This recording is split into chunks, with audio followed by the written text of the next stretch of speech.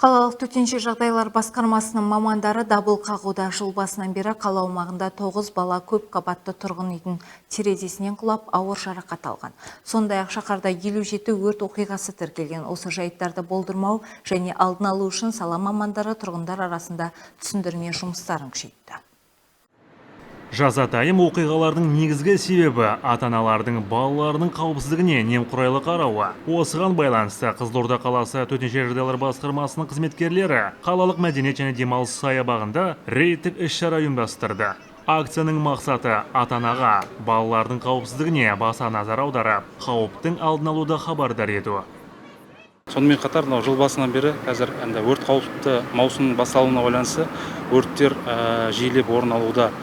Жыл басынан бері Қызылорда қаласында 57 өрт оқиғасы орын алған. Былтырғы осы кезеңмен салыстырғанда 54 оқиғасы тіркелген. Яғни осы жылы 3 өрт оқиғасы көбейіп отыр. Енді өрттердің көп бөлігі осы тұрғын үй секторларында және автокөліктерде орын алуда. Енді айта кететін болсақ, құрметті ата-аналар, балаларды қараусыз қалдыруға болмайды. Енді бұл оқиғалардың бәрі осы көбіне балаларды қараусыз қалдыру салдарынан орын алып жатыр. Балдарыңыздың өмірі өз қолдарыңызда.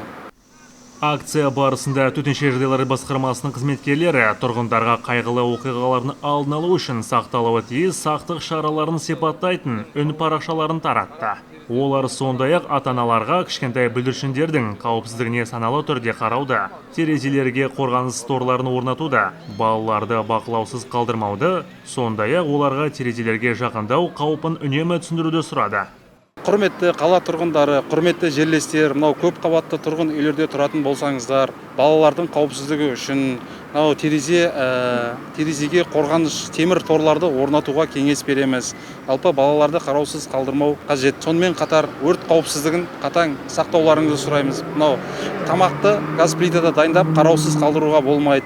Балаларды қараусыз үйде жалғыз қалдыруға болмайды. Өрт қауіпсіздіктерін сақтаңыз.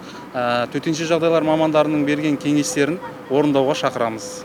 Жазбен суға түсіп, сергіп алу егіз ұғым. Десе де естек сақталуы керек ережелер ескерілмесе, оның соңы қайғылы жағдайларға әкеп соғары анық.